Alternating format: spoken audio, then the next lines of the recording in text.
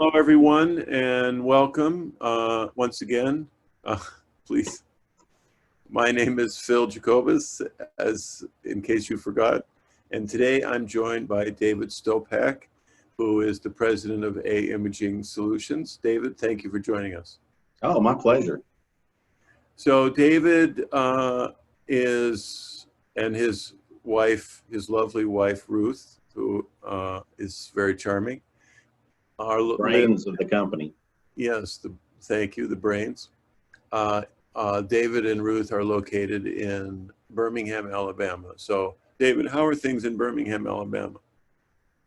Surprisingly, it's doing well. I think a lot of my friends and seeing a lot of businesses are out eating out. We went out Friday night for dinner and had a wonderful time.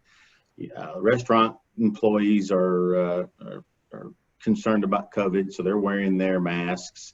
Other than trying to get back to normal, I think everything's slowly coming back to normal around here. Now, at grocery stores and gas stations and out walking around, are people social distancing? Are they wearing masks, or are they back to the way it was last year? Sure. I would say this past weekend I had to run to the grocery store, and I would say 40% were wearing masks still. Quite a few were not. And as well as we were down at the beach for a week and saw very few people wearing masks as pretty much the whole week we were there. I see. Am I losing my mind, or did I hear on television somewhere that there was a shortage of intensive care beds in Birmingham? Is that correct, or am I incorrect about that? There might have been some talk about that, but as far as I have friends at a couple of the major hospitals, there really wasn't that shortage like it was portrayed. Okay, so things are pretty good in Birmingham. I would say things are better than other areas. I had to make a trip up to Boston a couple weeks ago, and I was surprised that they were still, not allowed to go in to get your fast food order, or everybody wore masks, including me, pretty much the whole time. So I think we're a little further along than maybe the northern states are, maybe because of our temperature. Did you fly to Boston? And if so, what was that like? Yes, I did. I flew actually from Birmingham to Charlotte, then Boston, and then back same way. Surprisingly, the flight up is what I expected. Very few people, randomly seated to avoid each other, distanced for sure. Everybody had a mask on. We did not have any services whatsoever. On the flight back from Charlotte to Birmingham, we probably were 90+% full. So next to me was somebody, in front and back were two people. Plane was pretty well booked, packed up, and yet everybody was very cordial.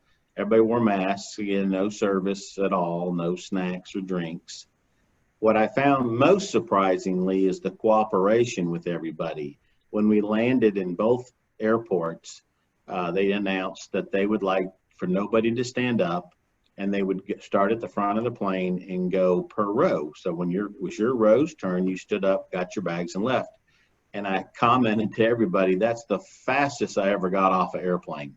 It was very orderly. Everybody was cooperative.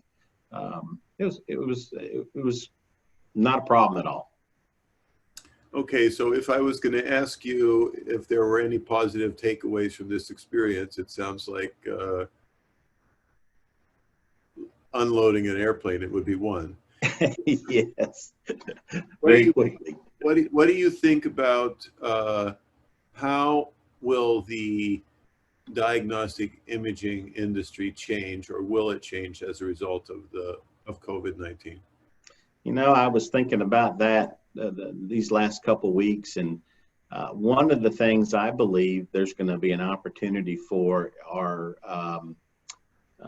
these type of Zoom conference calls with your doctor or your nurse practitioner.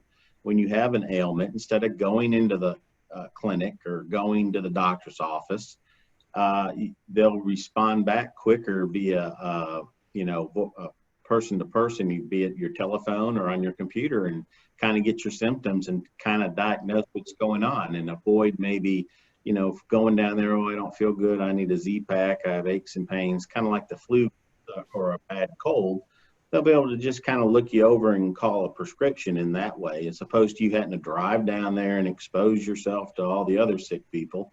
And I just think that there's an opportunity there for businesses to look at that and maybe come out with creative ways to make that an easier transition. So virtual consultation. Yes, I agree. Virtual consultations is definitely going to be something in the future that's going to be a positive in the industry. What's your crystal ball say about the economy in the remainder of the year? My crystal ball says that the market has, and we've noticed it, has gone up quite a bit, nearly 3,000 points in the month. But I think when everybody kind of breaks out again and feels somewhat free again to be able to go to dinner without worry about masks or be able to go to the grocery store and just live your life again, and business gets back, I think there's going to be a little bit of downturn, and just kind of for everybody to feel out where we're at. And then when that happens, we'll be able to grow again. So I think right now it's kind of, for me personally, I got a little sense of relief that the market did rebound a good bit, just for my own personal reasons, but and of course for everybody else that's invested. But I think it's going to slow down a little bit until each company kind of sees third quarter numbers, fourth quarter numbers, and then by next year, I think it's going to ramp way up. Well, from your lips to God's ears.